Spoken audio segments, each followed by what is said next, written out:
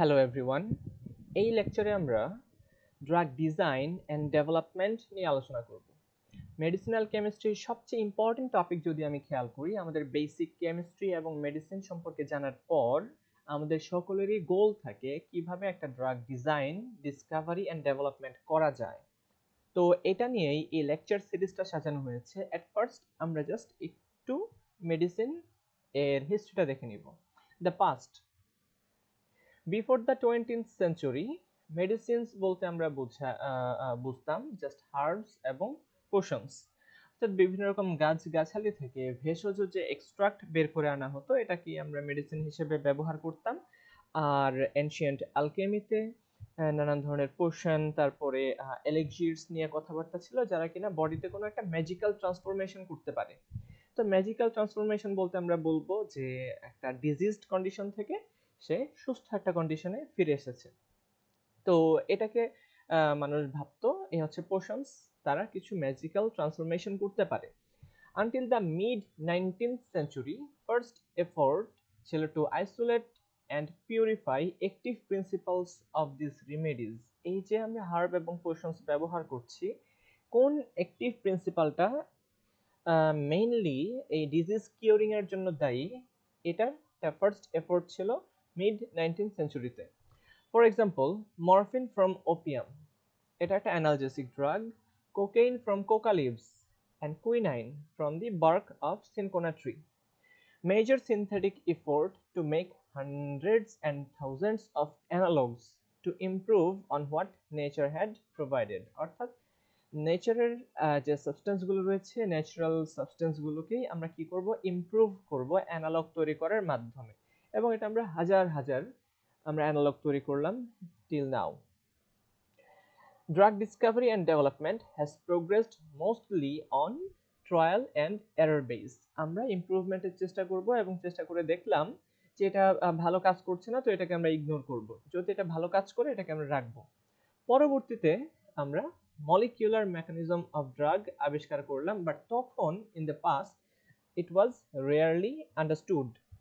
Drug research focused on lead compound, এমন একটা compound isolated from a natural source or synthetic compound prepared in the laboratory, এবং যেটা most promising result দিচ্ছে towards the curing of that disease. Now the present rapid advancement in the biological science, better understanding of how the body functions at the cellular and molecular level. তো এই জাতীয় advanced biological সায়েন্সের বদৌলতে কিন্তু আমরা এখন আমাদের বডি কিভাবে কাজ করে সেলুলার এবং মলিকুলার লেভেল পর্যন্ত আমরা যে এটাকে ধরতে পারছি, অর্থাৎ বুঝতে পারছি। Research projects, Pharma and universities, এবং অধিকাংশ ক্ষেত্রে ফার্মা কোম্পানি এবং একাডেমিয়া তারা কোলাবোরেশন করার মাধ্যমে বিভিন্ন রিসার্চ প্রজেক্ট লঞ্চ করে to identify A suitable target in the body and to design a drug to interact with that target. আমরা একটা টার্গেটকে চুজ করব যে টার্গেটটা আমাদের ডিজিজ এর সাথে জড়িত, এবং সেই টার্গেটকে গোল করে আমরা একটা ড্রাগ ডিজাইন করব। Understanding is crucial the structure and function of the target.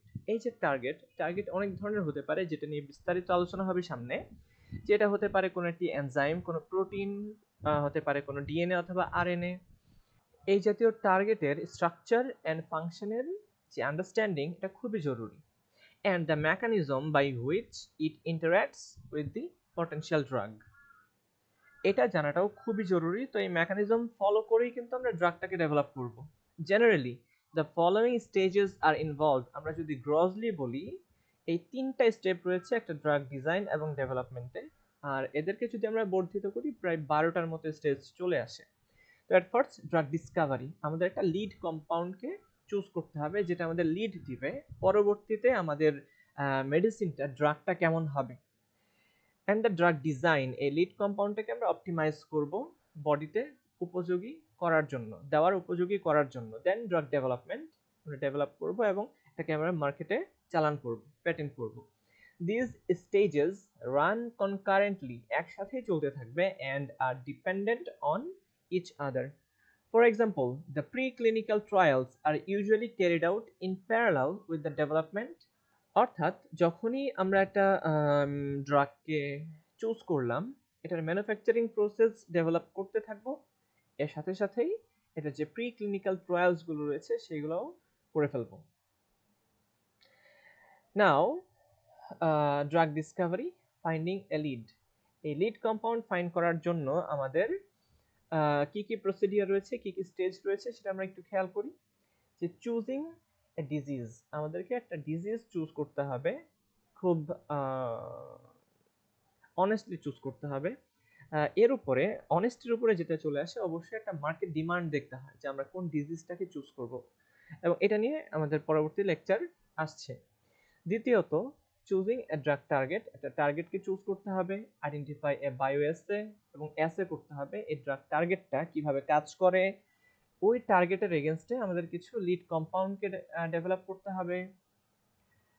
Then isolate and purify the lead compound if necessary, যদি প্রয়োজন পড়ে আমরা এটাকে আইসোলেট এবং পিউরিফাই করে ফেলবো। Then determine the structure of the lead compound if necessary. Then number 2, drug design. যখনই একটা উপযুক্ত লিড কম্পাউন্ডকে আমরা চুজ করলাম, এটা পরবর্তীতে আমাদেরকে লিড করবে আমরা কোন দিকে আগাবো। আইডেন্টিফাই স্ট্রাকচার, অ্যাক্টিভিটি রিলেশনশিপ, অর্থাৎ এসআরটা আমাদের আইডেন্টিফাই করতে হবে, এস্টাবলিশ করতে হবে। Number 2, identify the ফার্মাকোফোর।